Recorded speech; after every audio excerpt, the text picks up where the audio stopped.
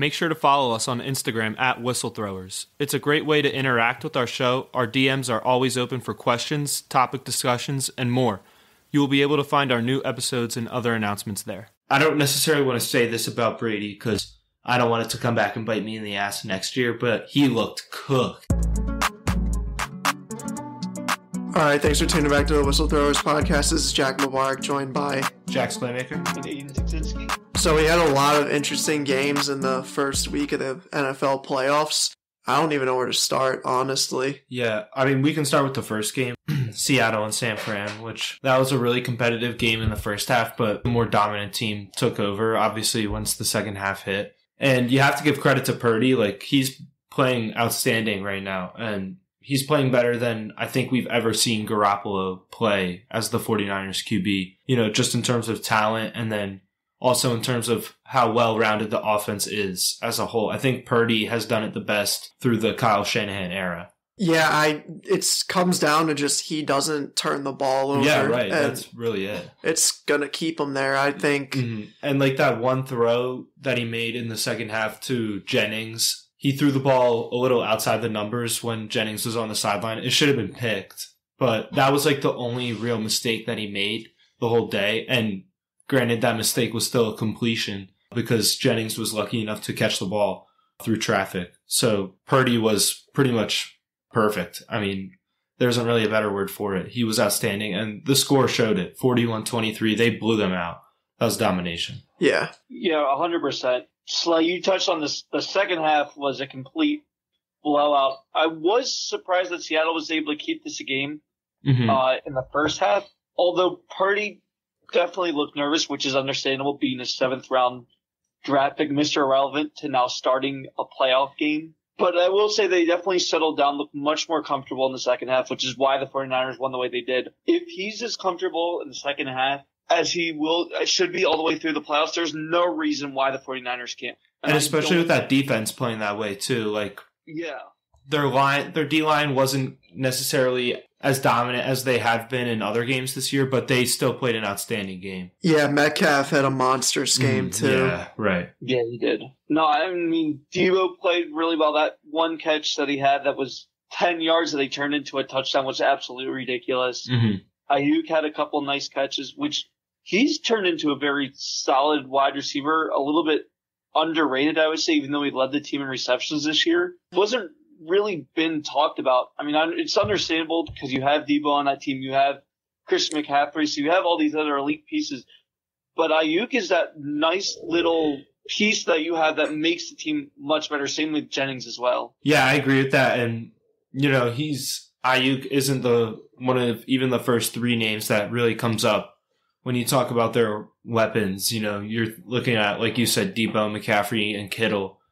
So, yeah, he has flown severely under the radar this year. It's weird how a guy like him led his team in receptions and didn't even get as much fantasy buzz as he should have. I feel like, you know, like even in the fantasy world, he didn't get talked about as much as he probably should have. And also in the real NFL world, he wasn't talked about as one of the better number 2 options for receivers in the league, you know. And Deebo and Ayuk is an underrated duo, I feel like, for wide receivers in the NFL. Like, they're not top 5, but they're definitely, like, in the conversation for top 10. Yeah, I think he's finally, like, coming into his own because, like, we all know, like, what he can be, but, like, he hasn't really done it yet up until this point. So it's interesting to see. And if they keep moving like this, moving forward, and Purdy keeps on developing, that's going to be a really scary offense. Yeah. I really want to talk about the next game that was played, the Chargers versus Jacksonville Jaguars. Wow. Brandon Staley should never coach an NFL game again.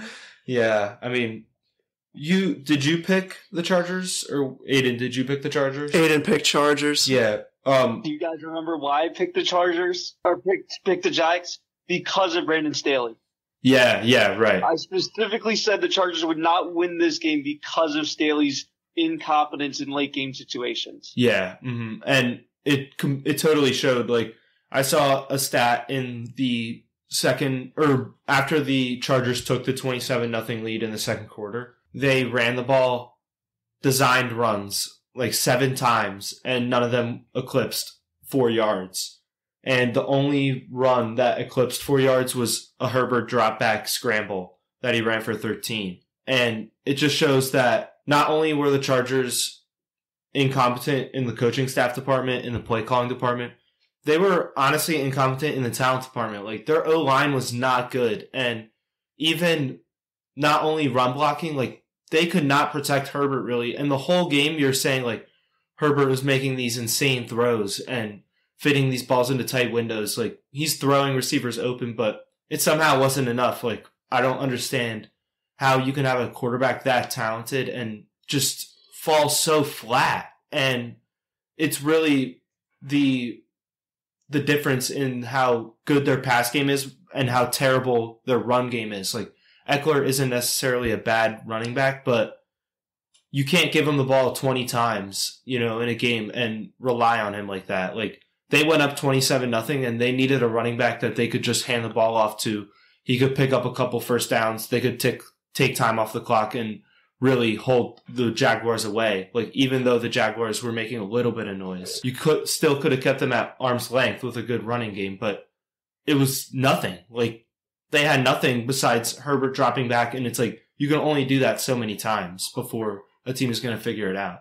Yeah, and this was like really surprising because Eckler was one of the best running backs in the regular season. I think he was ranked. It was definitely top 3, but I think he was the second ranked running back in PPR. And he averaged 2.7 yards a carry. Granted, he had 2 touchdowns, but the first one they started on a very short playing field, and the time of possession was 40 seconds, I believe, off the Lawrence interception. Yeah. And I don't know, if you're Brandon Staley and you can't use a running back as good as Eckler, like, when you're up 27-7 going into the second half, like, this is football 101. Like, you can't rely on your pass game to, like, chew the clock. You gotta run the ball, you gotta move down the field, move the chains, and they weren't able to do that. And Trevor Lawrence was able to come back from a 4-turnover half and just absolutely destroy every Chargers fan's hopes and dreams. Yeah, that was pretty embarrassing for them.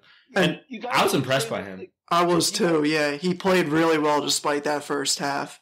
This is recorded on January 17th, and so far the quarterback's coach and the offensive coordinator for the Chargers have been fired. Not Staley up to this point. That is mind-boggling to me. I don't know if they're building up to it, but they got to get it over with, like, now. You guys keep saying they couldn't get the run game going. They didn't even really attempt to. Yeah. That's the most frustrating part, is if they had Eckler get to 20 carries and you're still averaging 2.7 yards, fine. But if you're in the fourth quarter and you feel like that you have somewhat of an advantage, because they were still up by 11 at that point, why not continue to run the ball? Just attempt to. Get Eckler to 20 carries. Get Kelly to 10 carries. Don't have Herbert throw the ball 43 times when you're winning. That makes absolutely no sense. There's a recipe for a disaster, especially because a couple of those interceptions T-Law threw were nerves. 100%. There was a lot of tight windows he threw into. Those were easily adjustable, and he adjusted pretty late in the first half, but it was clear that he was going to catch fire. Those picks were going to turn into completions. Those completions would lead to touchdown drives. It was clear that the Jaguars had a chance. They wouldn't have had a chance if the Chargers could have just run the ball down the Jags' throat and ended the game. But they didn't even attempt to do that, and that's the most frustrating part. Yeah, it was honestly, like, walking off the field, Staley and his staff just have to be so embarrassed. Like, gifted a 27-point lead, a 20-point halftime lead. It just, and like Aiden said, you didn't even attempt it. And on the ones you attempted, like, you didn't get anything either. Just a complete show of incompetence by them. Like, that was terrible. I don't want to talk about them anymore because there's not much more to really say. Yeah, it's like, honestly, it gets to a point where you're beating a dead horse with how many times you can go through Staley's miscues that game. Like, there were just so many, and it's not really worth it to dwell on it at this point. If you're Herbert and your contract's coming up, do you even, like, think about signing elsewhere? I mean, maybe if they make some changes to, like, look forward in a good direction, because, like, they do have Rashawn Slater, who missed this year with an injury. He proved to be like a franchise tackle, so that's a key piece for a guy like Herbert, obviously as the quarterback.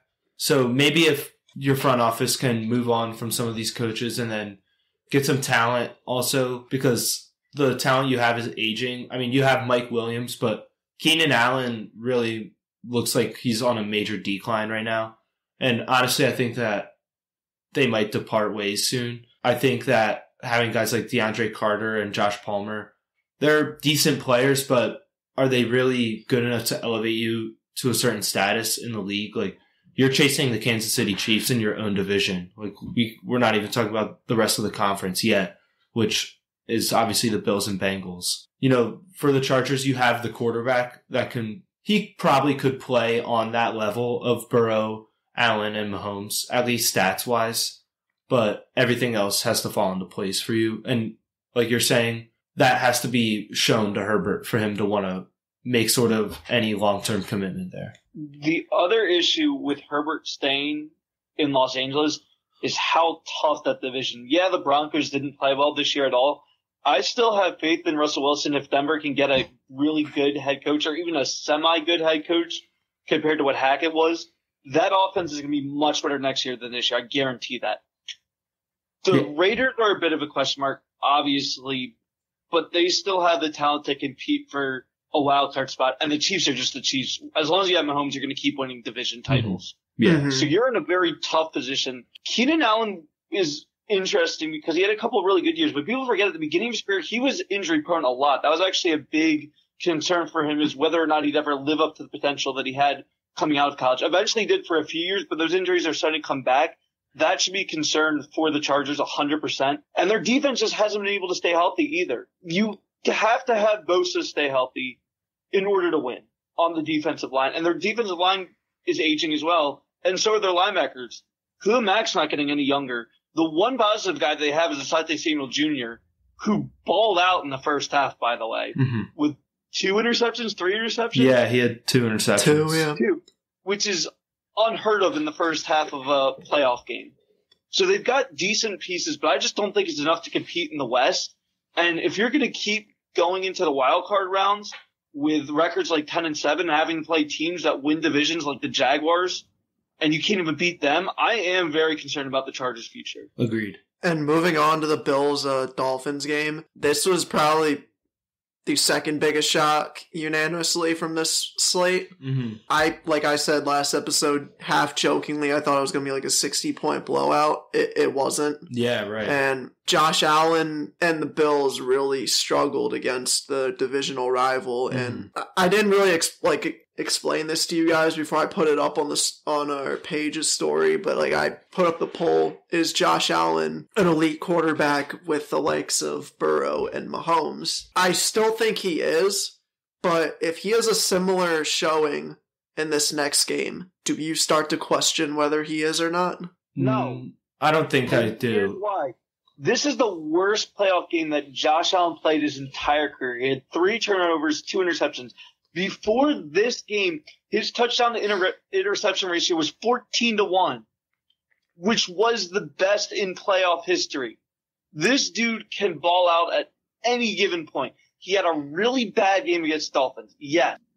This does not summarize who Josh Allen is in the playoffs. He's going to come back much stronger. The Bills are going to come back much stronger next week against a much better opponent in the Bengals. And they are going to dominate this game. I guarantee it. Because this is not the type of game that Josh Allen wanted to have. 100%. Yeah, I'm pretty much on the same page as Aiden. Like, I don't see a performance like that out of Allen again. And rest assured, he didn't even play horribly. Like you said, you touched on that at the beginning. He didn't have a necessarily bad game, but he just had a couple, interesting moments, like very eyebrow-raising moments. It was more of the rest of the team. I can kind of agree with that, yeah. And I don't see a performance like that from the Bills again. And again, they still put up 34 points. The defense had their fair share of miscues, but I think even the defense will get it together. But the one part I disagree with Aiden on, I think Cincinnati is going to come in and take this game. Like, Cincinnati didn't necessarily impress me on Sunday night. Their O-line looked very sketchy, which is definitely a concern. And contrary to what I normally believe, I'm going to take the worst O-line this coming game. I believe they play Sunday, right? Or am I wrong on that? Yeah, they play Sunday at 3. Yeah, okay. I think Cincinnati's going to win. again, like I was saying last week, they're on a roll. They're a really hot team. They may have cooled down a little bit, but the experience and just the swagger that Cincinnati plays with overall, and the one thing that I think will outweigh anything is the differential in defense. To me, Buffalo's defense looks like they have a lot of holes in it. And their pass rush doesn't scare me enough to where the Cincinnati O-line will be such a negative against the Bengals. I think that their offense will still be able to put up a good amount of points, but I think that in a game like this, it's going to be what defense can make a big play late in the game. And if you're asking me that question, I'm trusting Cincinnati's defense over Buffalo at this point. And that's why I think Cincinnati's going to win this game, and that's also why I think they're going to win the AFC Championship against Kansas City, too. Mm-hmm. You bring up the Buffalo's defense struggle. They still got 4 sacks in that game. And it's hard to argue that the Bengals have a better offensive line than the Dolphins. Yeah, the Dolphins' offensive line struggled a little bit this season, especially with protecting Tua. That's obviously why he wasn't playing in this game. But if you got 4 sacks against Dolphins, imagine what this defensive line could do to the Bengals. Yeah, for sure. Already had a struggling offensive line. It improved this season, but now they're all injured. I think there was only 2 starters from week 15 that played in this wild card game. Mm-hmm. Maybe some of those guys come back. I don't really know. But even if some of them come back, they're not all going to be 100% healthy, for sure. And that's going to be a huge problem playing this Buffalo team.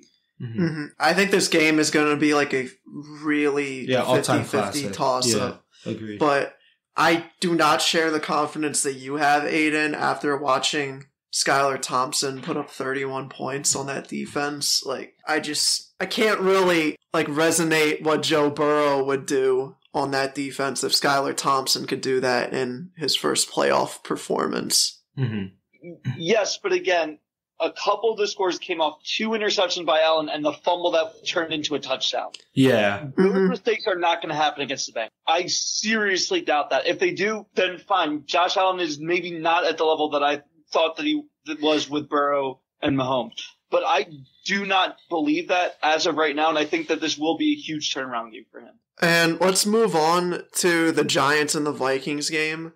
I really don't want to talk about this game, but I should be. How many games are played? I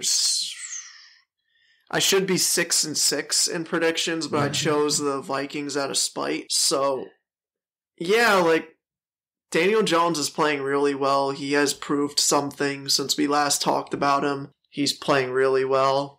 I can't really knock anything about his game. The Giants look really good. I mean, yeah, I don't think this Vikings team was legit. I think it was one of the worst 13-4 teams ever. Mm-hmm. And Justin Jefferson had a really quiet night. Let's see. He had 7 catches for 47 yards. Yeah, you stop Justin Jefferson, you win the game. Mm-hmm. And Giants defense was able to do that. I know that the Eagles swept them in the regular season, and granted, Davis Webb went in for the second game, but I think it's going to be really, really, really close this week. Agreed. And Daniel Jones totally deserves his roses this week. He was stellar. And again, sort of like I was talking about with Purdy, Jones was pretty much perfect the whole game. Purdy, the second half, Daniel Jones was pretty much perfect the whole game. Pretty much from their opening drive, you could see him slicing up Minnesota. And Minnesota really had no answer for it. They could not figure out how to slow them down. And for an Eagles team, it's kind of scary, but I think that you can sort of match it up on film and make a game plan that will slow it down to where they're not carving you up first down after first down, 31 points. I do think the Eagles defense is significantly better than the Minnesota Vikings defense. That being said, what you're saying is correct. This is not going to be a game where the Eagles can walk through like they did in MetLife in late November, early December, that was 48-22. That's not going to happen this time. This is a game that I think will remind me a lot of the Eagles' first game in their Super Bowl run against the Falcons, that divisional game, which it was a cold game. The offenses couldn't really get moving, really, and it was really a slugfest for points and a defensive battle. It was grinded out. It'll be that sort of game, I think, pretty low scoring and just a really, really even matchup. Mm-hmm. Yeah, the Giants were able to win by throwing the football, which isn't something they've done a little bit more recently, but their bread and butter is running the football. Mm-hmm. You saw that with Daniel Jones carrying the ball 17 times for 78 yards, no touchdowns. Saquon only had 9 carries, but it was effective, 53 yards, 2 touchdowns. If the Giants want to win on Sunday, it's going to be running the football with Saquon. The Eagles' defensive line has really struggled. They are getting Josh Sweat back, but he's still banged up. If they pound the football with Saquon and a few runs with Daniel Jones, I could see a way that the Giants win this game, which isn't something I would have thought about saying last week when I picked it. I still thought the Eagles were going to win. I thought it was going to be close. The Giants could easily win, especially if Daniel Jones doesn't turn over the football, is protected, has a healthy Saquon, which he didn't have when the Giants played the Eagles the first time, and now has gotten a much better rapport with Isaiah Hodges and Richie James, which they both turned into adequate receivers, which is, again, not something the Giants had in that first matchup. Plus, the Giants were beat up defensively, which are going to be healthy going into this game. This is going to be a classic NFC East matchup. Like Slay said, it's going to be physical. It's going to be hard fought for points. And I feel like that favors the Giants in some ways. Yeah, it definitely does. Like, especially up front, like you were saying, you could argue the Giants' D-line might be a little more solid than the Eagles right now. Like, Sweat's coming off an injury, and the Eagles do have Reddick, which is a huge plus. Obviously, he had 17.5 sacks this year. But Dexter Lawrence is better than anyone the Eagles have in terms of defensive tackles right now. And, I mean, his showing on Bradbury, I think is his name. I mean, Dexter Lawrence ate him up. And he made him look like a rag doll. Like, I'm sort of nervous about that coming in. Like, Kelsey's obviously way better, and he'll definitely be able to hold his ground. But at the same time, when we have to run, and you know, Kelsey might not be matched up on Lawrence on certain run plays, so it's going to be interesting to see what he does to our run game there. And then we don't really have anyone who on our front four can bust through on the run game and break through. Like, obviously I talked about Reddick had a lot of sacks this year, but in a game like this where it's really cold and teams are going to be looking to move the ball on the ground, like, I don't know if we have someone who is such a disruptor like Lawrence is. I think we do it well as a unit, but at the same time, having that star disruptor is a huge plus, and that would definitely favor the Giants. Yeah, I do see a possibility of the Giants beating us, and yeah, it's definitely a possibility. If they do, I'm going to log off social media for a while. Now, I still have us winning this game, but I, like Aiden and you said, like, the window is very open for the Giants. Okay, let's move on to Dallas Cowboys versus the Buccaneers, and I think I was the only one that picked the Cowboys, was I? Yeah, you were. I was 5 for 6, and then picked the. No, I think I picked Dallas. Oh, you did? Yeah, I was 100% this week. I picked all the 100% winners. Oh, yeah, I was close until this Bucs game, and then all fell apart. Yeah, Brady really stunk it up. Yeah, like, I don't really know what to say. He looked horrible. Yeah. That was his first time in his career losing to Dallas, too, wasn't it? Oh, really? Yeah, I think it was. And, I mean, he looked atrocious. I don't necessarily want to say this about Brady because I don't want it to come back and bite me in the ass next year, but he looked cooked. Mm-hmm. It looked like Father Time caught up in one night. Yeah, I mean, I don't know how much I want to pin on him, but like their offensive line is terrible. I know, they have no running back support. He missed a lot of open receivers. Like, yeah, they were going through some clips on the broadcast, and I know it's kind of cherry picking a little bit, but I mean, they showed probably like 8 to 10 plays where he was just missing open receivers. Oh yeah, open and. That hurts. Like, you cannot get any form of consistency on offense when your quarterback is so inconsistent with his accuracy. And, I mean, the one that comes to mind as, like, the play of the Buccaneers night is at the end of the half when Evans is pretty much just standing alone near the sideline and Brady's pass went, like, 15 feet over his head. Mm-hmm. And you're like, what is going on? Like, that's something you've never seen from Brady in any capacity, much less to his number one receiver, you know? Yeah, and did you see the ball? It was like his first time in the red zone that night, and he tried throwing it out to past the out of bounds, and the Javon Curse picked it off. I don't know what he was trying to do there. I have no idea what he was thinking, and I think he was getting dragged a little bit when he threw that, because I think he was trying to throw it away, like you said, and he kind of got hit, and it sort of brought it back into the field of play a little bit. I don't know. I mean, he was terrible. I thought Dallas was going to win a closer game because of their talent discrepancy, but I didn't see a blowout like that. And even in a game where Dallas's kicker missed 4 or 5 extra points in a row, 4 extra points in a row, and that can be such a huge momentum killer, but the Buccaneers are so bad that they couldn't build anything off of the chances they were getting. It's 12-0. Dallas took the first 2 scores, but it's only 12-0. You're not out of the game by any means, but they couldn't get anything going. It was embarrassing how bad they were. Yeah. What's also crazy about this game, sorry not to cut you off, Brady threw the ball 66 times.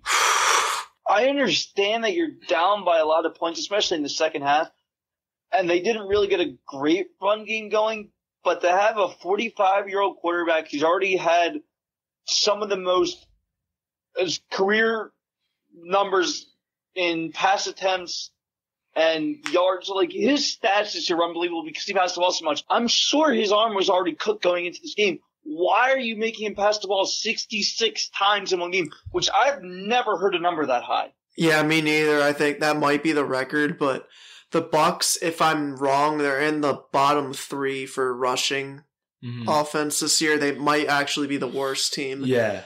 And that's more of a, they don't run the ball at all. You know what I mean? But keep going. Who's their lead back anyway? Because Leonard Fournette's out. Yeah, it would have been Fournette, but it was that Rashad White 3rd-round pick out of Arizona State. Oh, okay. The interesting thing about Fournette is he'd been hurt most of the season. They were happy to have him back for this game because they felt like they could lean on him more.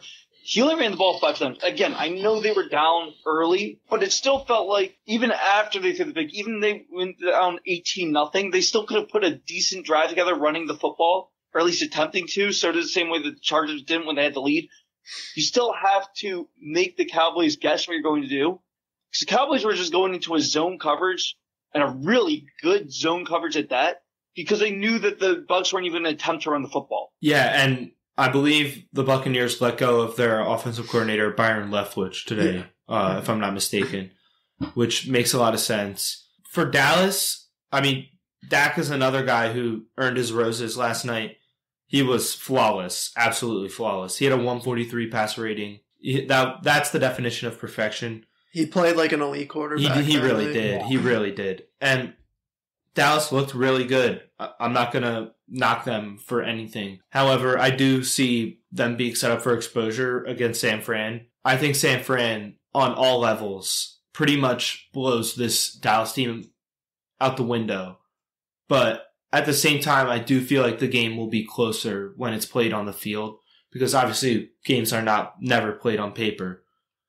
So I think Dallas will put up a fight against San Fran, but at the end of the day, San Fran just seems a little bit more of a monster to me than Dallas is. So I think San Fran handily beats Dallas, I would say. Yeah, just looking at the history book, they did lose to San Fran. Was it last season? Yeah, that was last year. Yeah. Last season, yeah. And that San Fran team is nowhere near as good as it is this year. Yeah, agreed. I do think it was kind of a fluke game for the Cowboys, and I don't know what's going on with Meyer. He's going to need to be flawless, because if they do that against that team, they're going to come back, you're going to lose. Yeah, agreed. And it's so interesting. I've never really seen that from a kicker, to have the yips like that in a game. I kind of felt bad for him, but... Yeah, and it was really weird because he may have been the best regular season. Yeah, that's what I was going to say. He was really good in the regular season. I just don't really know where that came from. I think that he's going to be fine. Yeah, it'll definitely be interesting to see, though, because I think it was even a little bit before half, they stopped doing field goals. They were just playing 4-down football. Yeah. And you're not going to... That was a very controversial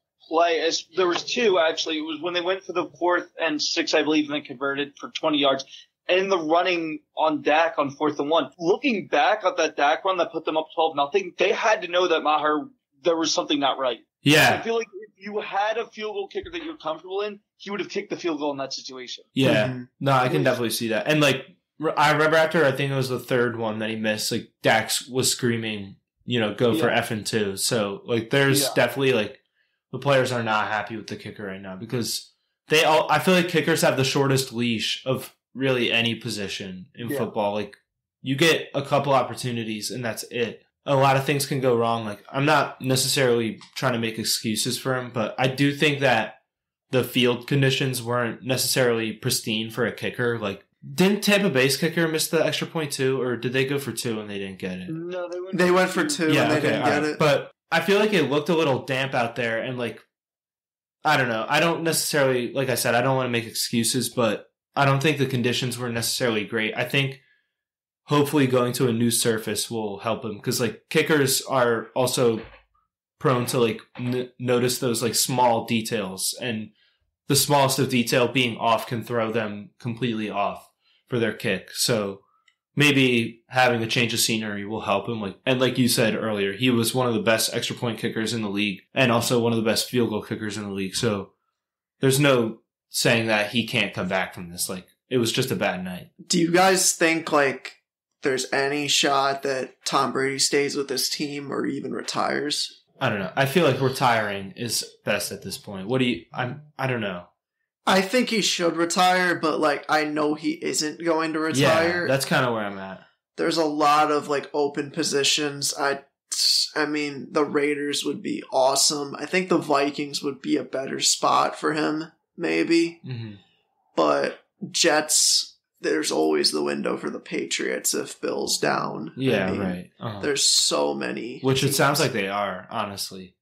Of all those reports, I believe the most that Kraft and Bill want him back. Yeah, I would just hate to be Mac or Bailey. Yeah, I agree. I agree with you. I feel like for him, he's got to go to a team that runs the football more. Yeah. I didn't realize, like, I knew he threw the most attempts in his entire career. He threw the ball 733 times this year per attempt. That was the most ever, right? Yeah, it's ridiculous for any quarterback, especially quarterback who's 45 years old. Yeah, and so, yeah, keep going. I want to put him on the Raiders, but only if they bring back Josh Jacobs. Yeah, and like you were saying, though, like, a lot of the issues this year wasn't just Tom Brady playing poorly necessarily. It was more the playbook. Like, 733 times in any offense just makes no sense. And that was like his first really bad game I've ever seen him play. I know, that poorly, yeah. Yeah. Mm-hmm. That literally looked like a Zach Wilson performance. Yeah, it did. I don't want to say that bad because he still did throw for 350 yards. Yeah, that's what I was going to say. Yeah, he threw a touchdown in the red zone, which is very unlike him at any point, especially in the playoffs. Yeah. His completion percentage was 53%, very, very low for him. Still completed 351 yards, like you said, Slay, and 2 touchdowns. Yeah. So it just felt like if you open up the playbook more, this team would have had a shot. Mm-hmm. And again, throwing the ball 66 times, I could think of 2 instances off the top of my head. Both of them were Eagles games where a quarterback threw over 60 times. One was a loss by Nick Foles. I forget what year it was. It was the Cardinals. I want to say it was 2014.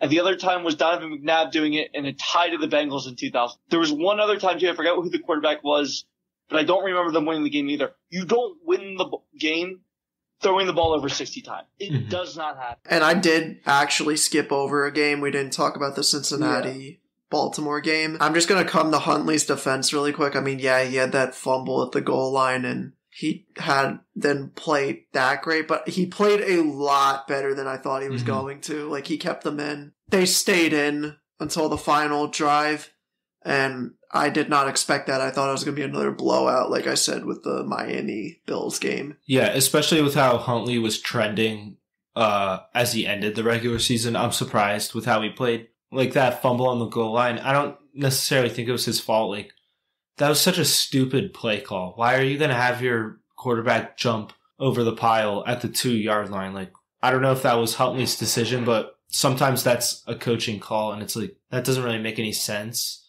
But yeah, Huntley, like, he played well enough to keep Baltimore in that game, and like, it was surprising that Cincinnati didn't capitalize on their opportunities, though. that their opportunities that they had to extend their lead and really stranglehold the game. It was sort of eye-opening that they couldn't pull away from this because Baltimore was just an inferior opponent at that point, especially offensively. Like when you don't have Lamar, there's just not that much talent around them. Like Mark Andrews can only do so much. A tight end can only have so much impact. He didn't even have like a decent year, really. Yeah, he looks like he's trending Yeah, downward. He started really hot and then like fell off. I definitely agree with that. Yeah. And his health is kind of a question at this point. Like he was a terrible fantasy pick.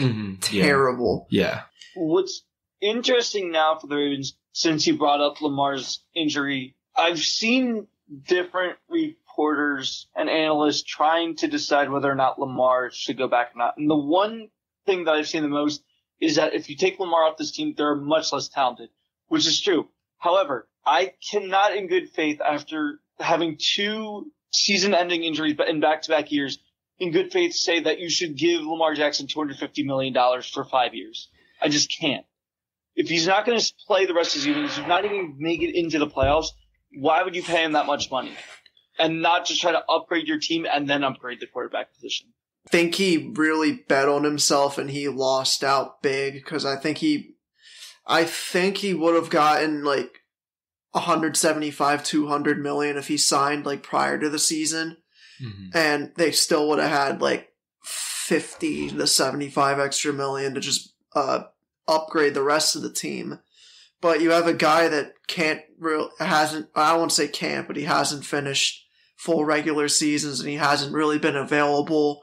And even in the playoffs when he plays, his play hasn't been as good as it was in the regular season. So I think he cost himself a large sum of money. Yeah, I agree.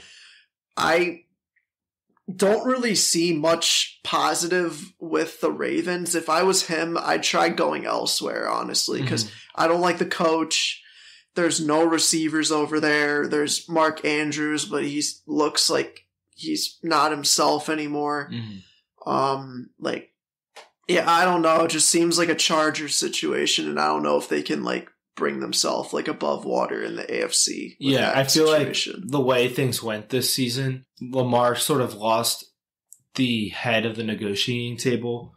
I think he lost the leverage that he was going to have, prior to the season. I don't know where that stands in terms of how it's going to hurt the contract he signs for, because I feel like teams get so desperate that they'll overpay for a guy like Lamar. So I still think that he can get a deal in the $200 million range. Like you're saying, like if it's going to be from Baltimore, I don't see that happening at all. And I think you're right. It makes sense for both sides to go separate ways because Baltimore really has issues that are outside of their QB getting hurt. Like, do you really think Lamar could have gone in there and changed everything and won that game? I don't know. Maybe, but I'm just not so sure. That game, then you have to go play against the Chiefs, which they're not winning that game. Yeah. So even if you have Lamar, I still don't think it makes a difference. Yeah. Winning one wildcard game does not tell me that you should be paying him that much money, especially because he didn't play the majority of the regular season. Even if he had been able to play in this game. Exactly. I agree. And like, we've touched on this many times too. We all know where we stand on paying quarterbacks, $250 north dollar contracts. Like it just doesn't necessarily make sense for a team perspective. Like football is a game where 33 people touch the field and like they all matter. So paying one guy that sum of your salary cap, I don't know if it makes a lot of sense. I think like for the Eagles, they have those other positions sort of locked down. Like you have AJ under contract, Mailata signed an extension. You're in the market for drafting Lane Johnson's replacement, and like you got Kelsey's replacement for another 3-4 years. So on that side, and then like you also have signed Reddick. So it makes sense for you to be like, we can overpay our quarterback a little bit because you've already paid those positions of need. Whereas Baltimore, you have Roquan Smith, but what receiver are you locking in right now? And what offensive lineman are you locking in right now? Like Ronnie Stanley is getting old.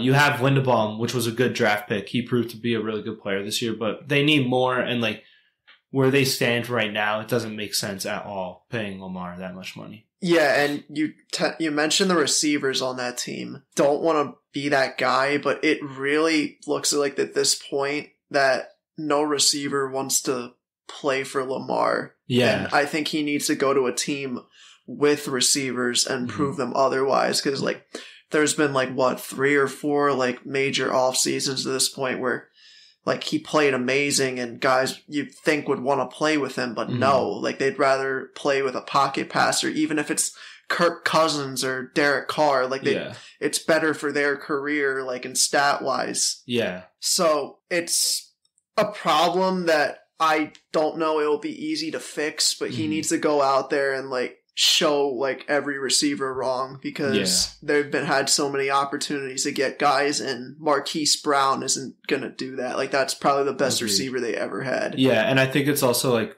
no receiver wanted to go to Greg Roman's offense because he just really showed an incompetence of being able to run routes properly, you know, being able to scheme routes properly. Like, there were a lot of times this year where Ravens receivers were running into each other and there were 3 guys running the same levels route. And like, what receiver is going to want to go there with that coaching? Like, it makes no sense. I think Greg Roman is another guy who's on his way out. And yeah, I don't see why Lamar wants to just stay there and, like you said, have no receivers want to come play with him. And like, it doesn't make sense. Like, I low-key think that, I know Miami has said that they're going to go with Tua next year, but I don't really know. And we've seen this from teams a lot where like they'll commit before the offseason begins, and then the offseason begins and an opportunity presents itself and they take the opportunity that contradicts them what they said earlier. So I would not be surprised if Lamar finds his way to Miami. I like just the personality and player of Lamar, where sports are trending. I see a guy like that going to a market like Miami. I would not be surprised if that would happen. Yeah, like you said, like they committed to him like way too early. And I think that like they understand that Tua, they may have destroyed Tua's like cognitive area. And if they get like a guy that of the same or higher caliber that wants to come there, they're not just going to be like, oh no, sorry, we have Tua. And we may have like gave him CTE, but we're going to keep him. Like, no, they're going to try and get him and then do a whole QB controversy. Yeah, I agree. And I mean, I don't know. I've seen crazier things happen. Like, I don't think it would be that crazy if Miami decided to trade Tua. And like, I don't think that they'd have any struggle finding a partner to trade for Tua. Like, even with the injury history, like, I don't think teams would necessarily be afraid if they need a QB. You know, maybe, I mean, I don't think you can ask for a first round pick necessarily from Tua. Maybe in this market it could draw one, but I think you could definitely get 2 or 3 second and third round picks, like especially a team that gets desperate. What would you think? I just thought of this on the top of my head. If LA and Miami switched quarterbacks. LA Rams? Yeah. No, Chargers. Oh, well, that would send Twitter into a frenzy because that's like one of the big like debates is Herbert versus Tua, and those fan bases are like pitted against each other with their QB. So that would be chaos. But I think Miami would benefit more from that. Like Herbert with Tyreek Hill and Waddle is scary. Yeah. Like he has a bomb of an arm and they are able to get open way downfield. Like if those two had a quarterback like Allen or Mahomes or Herbert, like that, it would be bombs away all the time. Like that would be the one instance the Byron Leftwich air raid offense would work. And I say that half jokingly. It would definitely be very interesting to see that happen. Yeah. And none of this could even be discussed if it hadn't been for the Stafford and Goff trade. Right. Because it's never been done before that I can think of 2 franchise quarterbacks being traded in a swap for each other. Mm-hmm. Arguably, that trade has worked out well for both teams so far. The Rams won the Super Bowl. Yes, Stafford got hurt, but you got your Super Bowl. And Goff has turned into I would say this year was top 5 quarterback. Yeah. And the Lions have to feel very confident about where they're trending. Mm-hmm. So it could happen that way if this trade did happen that you guys proposed. Tua's injury history makes it so much more complicated than if it was at the beginning of this year. So that will be interesting to see. There definitely will have to be a lot looked into the medical aspect of this. Hopefully nothing like a Carlos Correa situation, but it could potentially happen like that. Who knows? I also think Lamar going to the Jets would be an interesting option too, because you got a really stud running back, a couple good running backs with the Jets.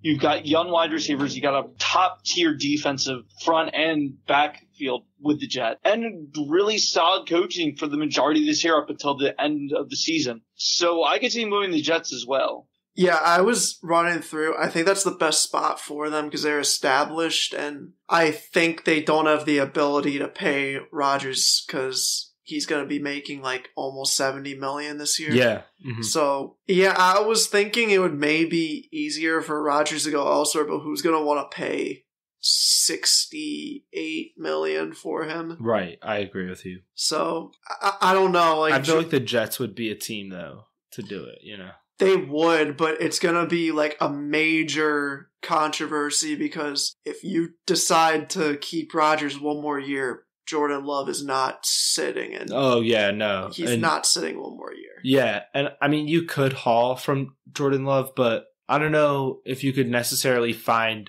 a better heir to the throne than him as for now, because where do you position yourself necessarily in the draft? Like, they're right at 20, right? I believe that's where they'd be right now. Something like that. 18, something like that. Close to that. Yeah, unfortunately for the Jets, they got such a hot start that when they fumbled the bag and missed the playoffs, they still finished 7-10, which isn't that bad, considering that most of the league was below average this year, right around 9-8, that sort of thing. Especially in the last week. The ideal situation for the Jets is they had lost to Miami, the Patriots had lost, and the Steelers would have lost. But the Patriots still finished 8-9, which was above them, and the Steelers also won, which really hurt their chances. Yeah.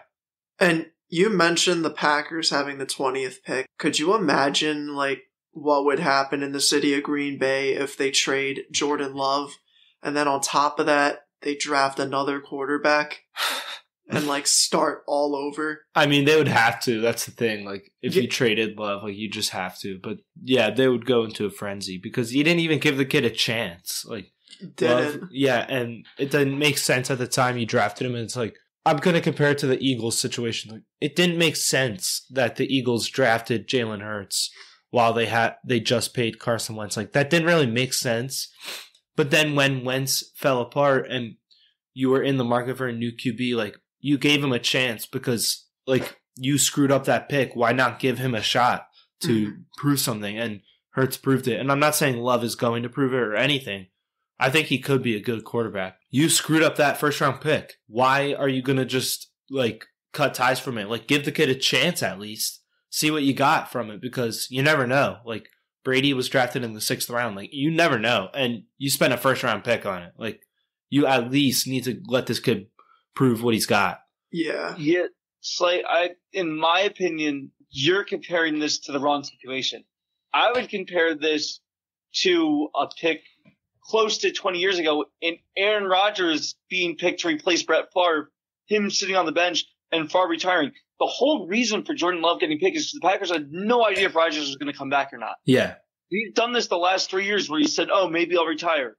Maybe I'll go to a different team and ask for a trade. And he keeps coming back and putting up MVP numbers. Eventually, something's going to give. Either Rodgers is going to leave, he's going to retire, or the Packers will say, we're done with your crap and we're moving on from you. I don't think that they're going to move on from Jordan Love at all.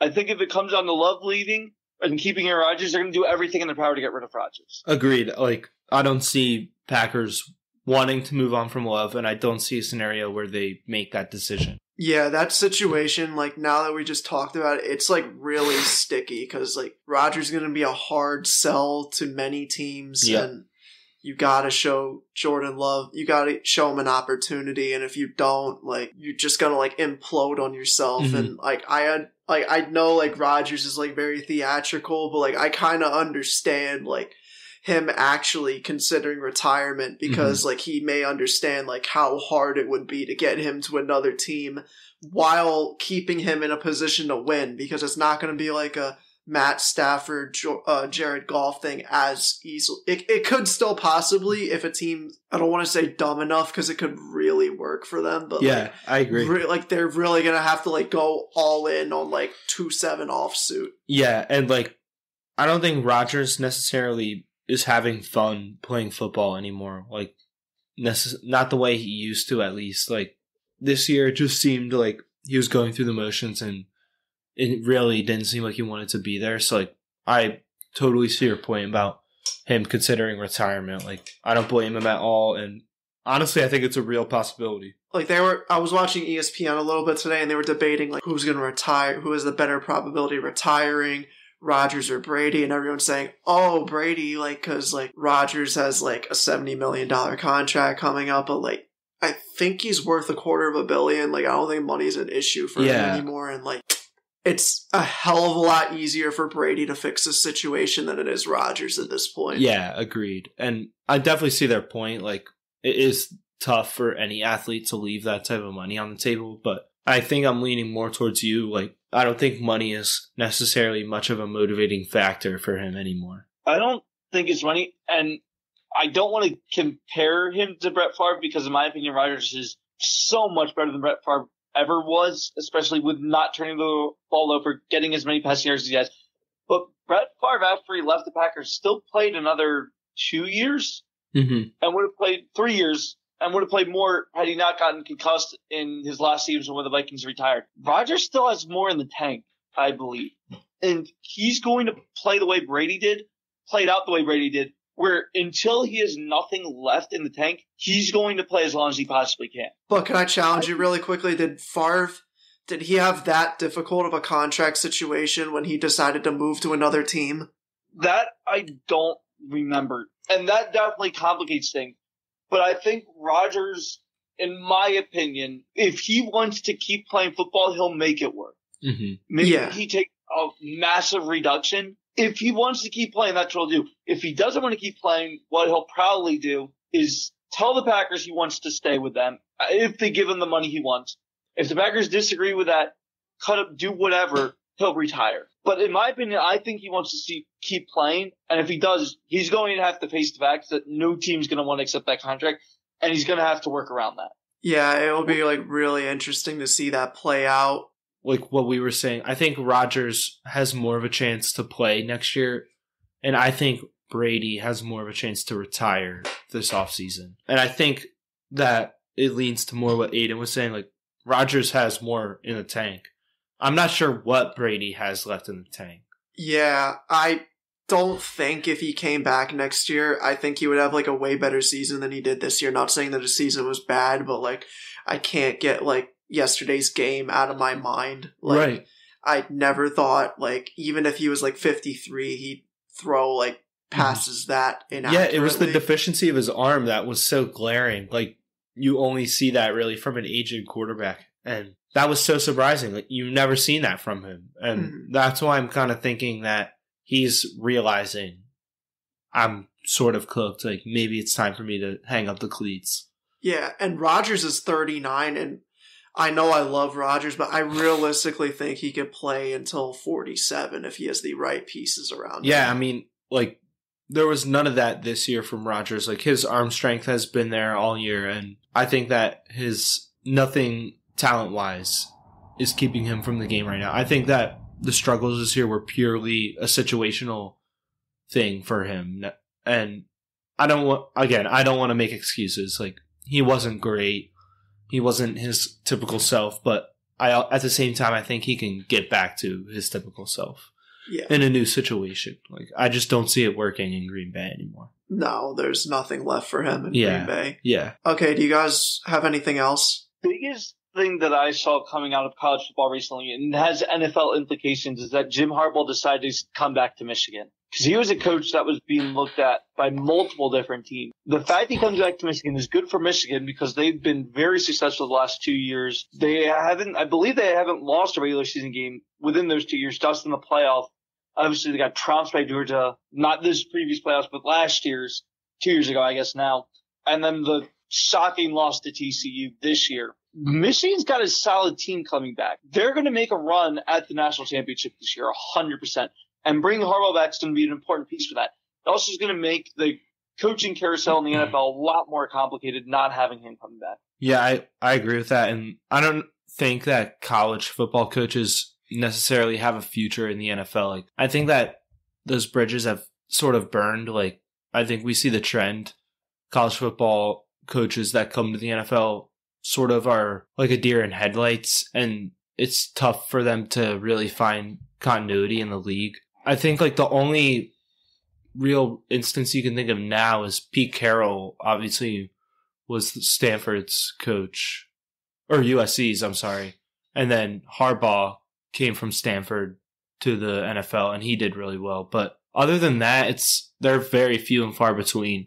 I want to push back a little bit, especially because Pete Carroll and Harbaugh had similar tracks where they both went from the NFL, where Harbaugh had a lot of success going from college to the NFL, where Carroll struggled as an NFL coach his first stint, went to USC after being the coach of the Patriots for 3 years, went back to the NFL and really succeeded.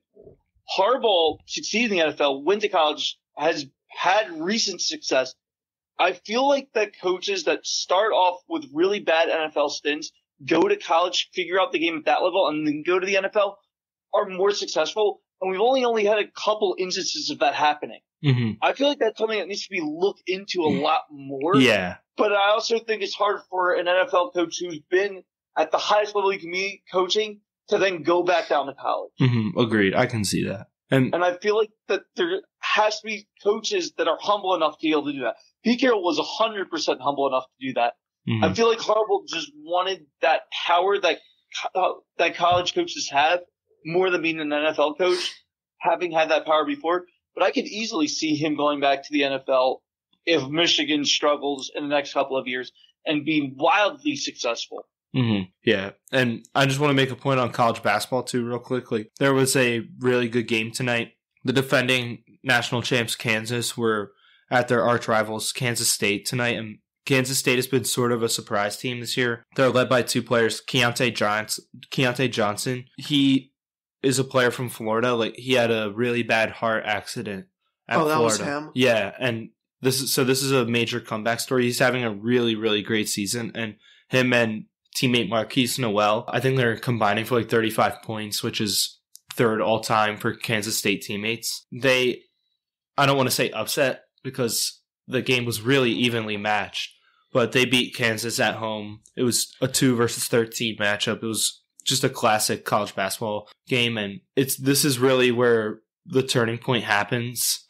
in college basketball, where conference play starts really kicking in and we really start finding out the March Madness contenders. I think Kansas State could be a contender when Selection Sunday comes. Like, I could see them being maybe a top 5 seed. I don't know how to feel about Kansas State yet. And this win doesn't make me feel any better. Yes, it was a huge win against your arch rival, who's number 2 in the country, but it was in overtime. One of their other best wins recently was against 19-ranked Baylor, which was also in overtime. And then they beat another ranked team a couple days before in 24 West Virginia, which, again, was also in overtime.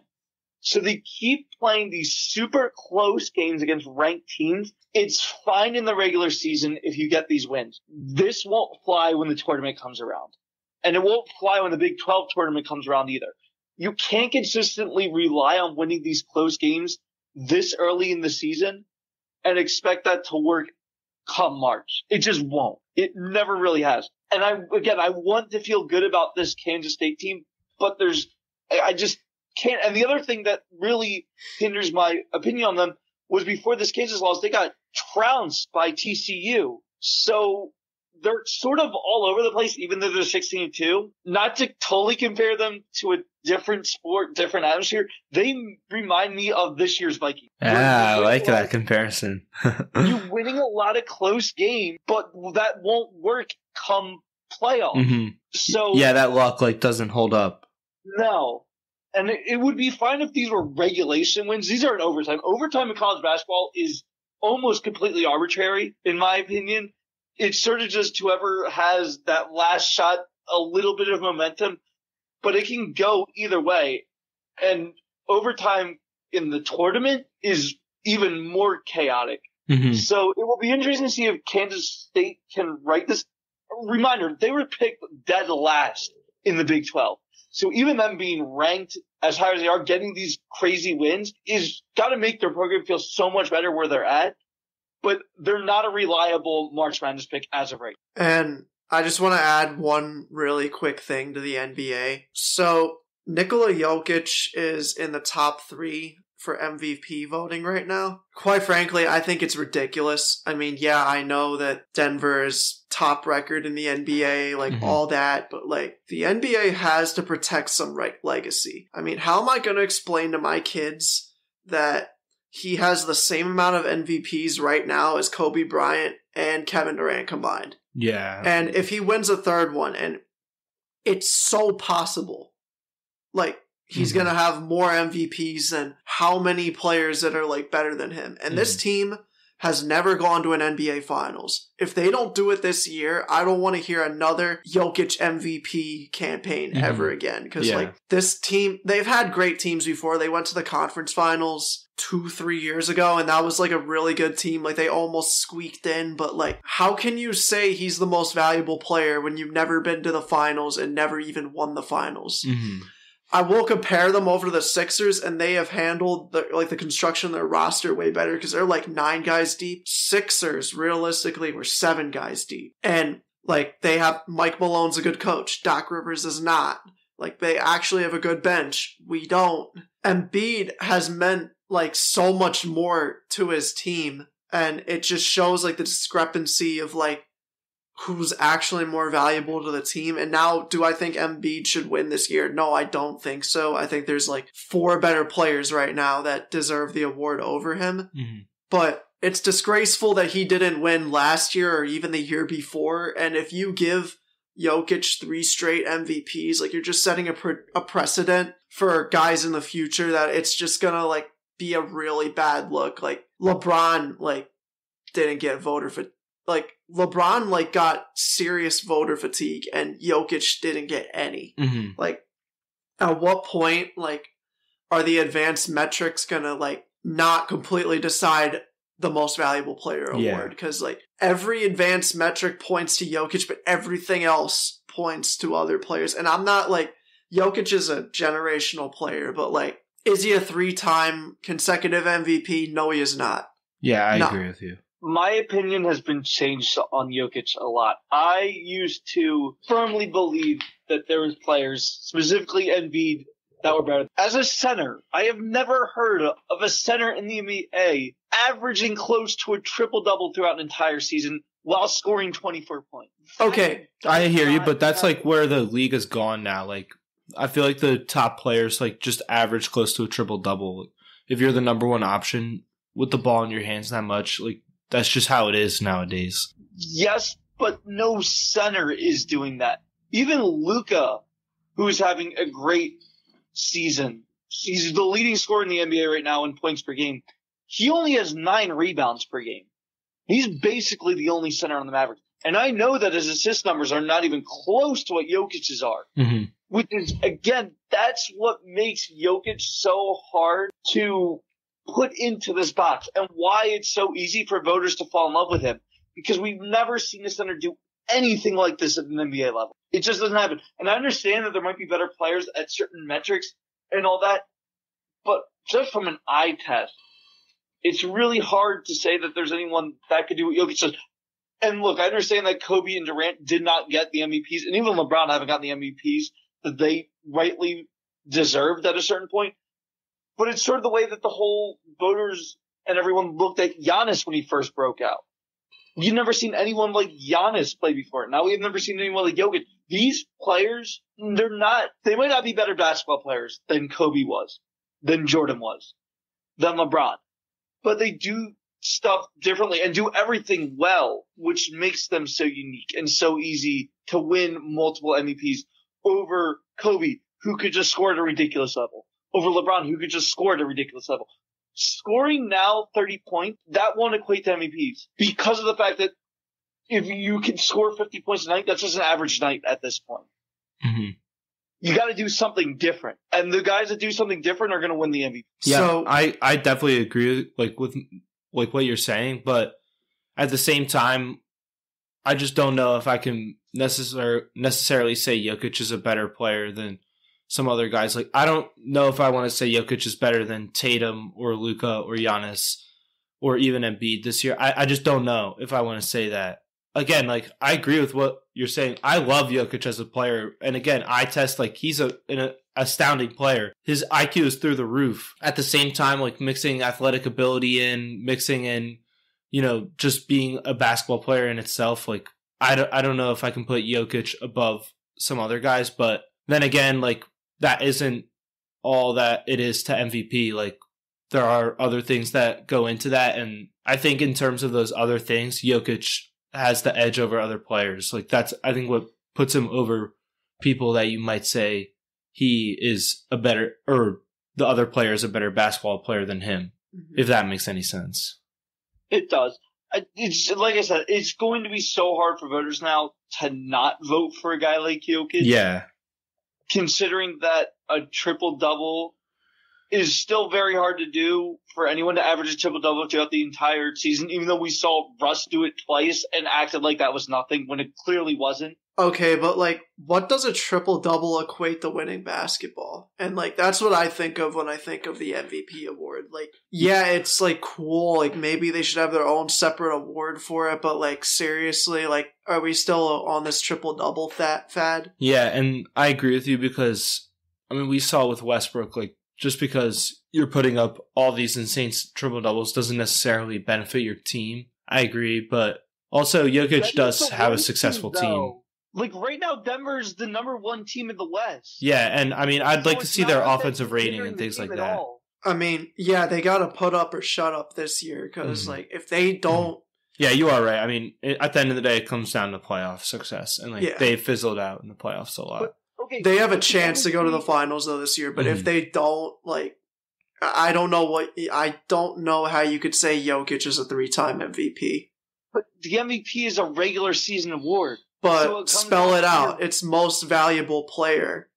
But it's most valuable player of the regular season. That's why the award is given before the finals and voted on before the finals. Yes, I agree with you, but how come when the Sixers finished above the Nuggets at least, like, 2 of the last 3 seasons, it was still Jokic's award? And I agree, Embiid definitely got screwed over the first year. Last year's they made, well, I 100% am with you that Embiid got screwed over the first year. But this year, not talking about the last 3, this year Jokic 100% deserved it. This year? Yes. Over Luka? Yes. Wow. And I understand Luka is the highest scorer, but again, scoring 33 points to me, as great as that is, being the highest scorer is not going to give you the MVP anymore because of how high everyone's scoring at this level this year. Actually, Luka may not win it just based on team success, but you think he deserves it over Tatum? Again, Tatum. Let's look at Tatum's numbers for a sec. Because Tatum's having a decent year as well, a very good year, actually. But it's not close to what Jokic is doing right now. When you look at Tatum's stats, I'm trying to find where he's at right now. So he's averaging 31 points per game. Very, very good, obviously. But when you look at his other stats, they're not triple-double number, and that's what you have to get at this point for me. He's averaging 8.3 rebounds per game and 4.3 assists per game. And he's doing this as a small forward position, or power forward position, sorry. But he's basically playing a guard in today's NBA. And that's the numbers they can put up, while Jokic is literally putting up triple-double numbers, again, as a center. That has never been done before. Multiple guys have scored over 30 points before and gotten 8.3 rebounds and 4.3 assists. But what Jokic is doing is unbelievable and absolutely deserves it this year. I think it would be really interesting to see what would happen if he did win the award, because I actually think, like, a lot of people would, like, uproar at it, like, and not just Sixers fans, but I think it would definitely be interesting to see, because, like, it would just show, like, where the game and like voters are trending, but it'll definitely be something to look out for. Do you guys have anything else? No, that's it from me. So you got anything? No, I'm good. Okay, we'll call it. So we'll see you guys next Saturday and the Saturday after that, and 3 Saturdays later. See ya.